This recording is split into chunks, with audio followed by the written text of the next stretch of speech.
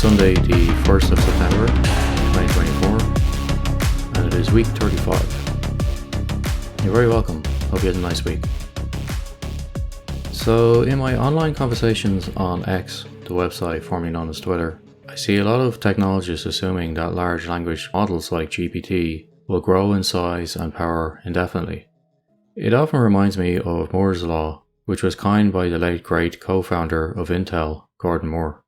In relation to CPU release cycles, quote, Moore's Law is the observation that the number of transistors in an integrated circuit, or IC, doubles about every 2 years, end quote. And I will leave a link to the Wikipedia entry for Moore's Law in the show notes for this episode. So in basic terms, Moore's Law means that a consumer could expect the CPUs running in their devices to double in power every 2 years.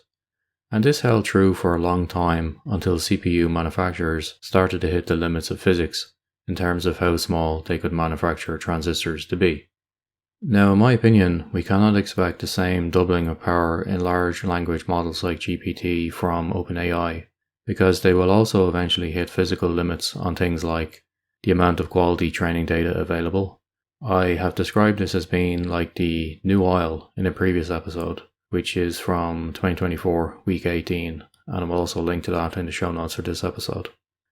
And secondly, the amount of available computing resources available to host these models, namely processing, memory, storage, networking, etc., are all finite, especially in vertical hosting models.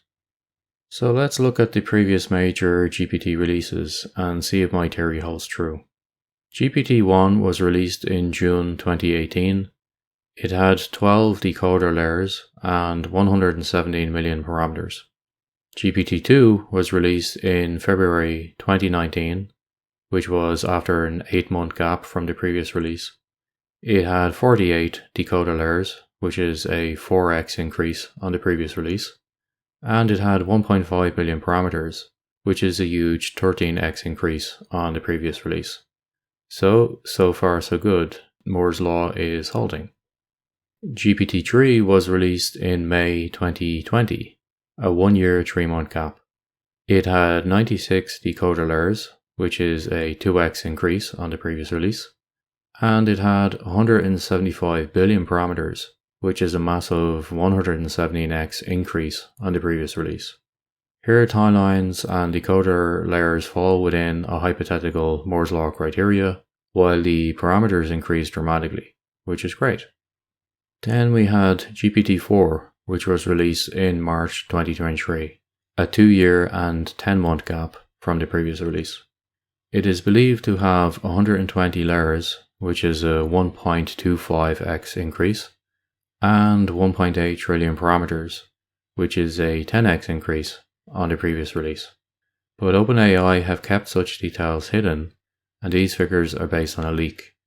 And once more, I will reference the URL for the leak in the show notes for this episode.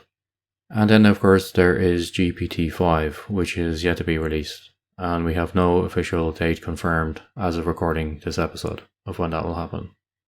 I will include a link in the show notes that I use for all of the data points for the releases from GPT-1 to GPT-3 in the show notes of this episode also. I think when you look at the table visually, it's a little bit easier to follow. But what are we to conclude from this? Well, clearly by GPT-4, the release timeline and increases in layers violate a hypothetical Moore's Law for AI language models, but the parameter increases remains impressive. It is because of those parameter figures' growth, however, that I often claim that we are brute forcing AI. And that's not sustainable long term, as eventually we will start to hit practical limits. And you can already see that parameter growth slowing down between GPT-3 and GPT-4, again if we've to trust those figures from the leak. It will be very interesting to see what happens with GPT-5, and if we ever get a GPT-6. Frankly speaking, I have doubts about GPT-6 ever appearing without some major architectural changes of direction. Just like when the CPU industry pivoted from vertical scaling, which was measuring the performance of a processor based on its speed in hertz, to horizontal scaling, which was measuring the amount of CPU cores for parallel processing, I fully expect the same pivot to happen with large language models in the years ahead. In fact, I believe that pivot to be very close. All physical processes have upper limits. Eventually all data will be consumed, memory limits will be hit in the cloud, processing limits will be hit, etc. Vertical scaling has limits, while horizontal scaling distributes those limits to multiple environments, which does help to prolong the growth path. I feel like right now we're in the vertical scaling phase of language model design, and I look forward to federated model architectures running on cheap commodity hardware instead.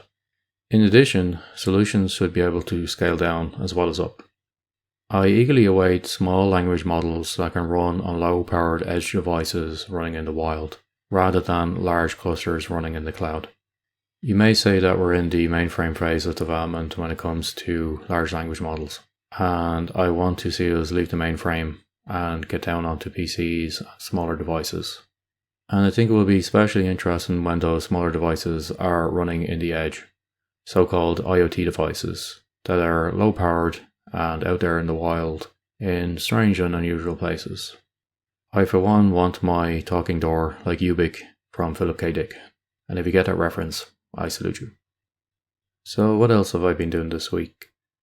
In terms of grepper, I'm getting close now to 6.3 million documents indexed, so I'm pretty happy with the growth there. I think I may be able to hit 10 million by the end of the year. Let's see. In terms of media that I'm enjoying this week, I'm still reading Maelstrom by Peter Watts, which is part 2 of his Rifter series, and I'm continuing to play Escape from Tarkov based upon the new release of patch 0.15, which has been a lot of fun. Okay, I will leave it there, guys. I hope you have a great week ahead, and I'll talk to you next time. Take care. Bye-bye.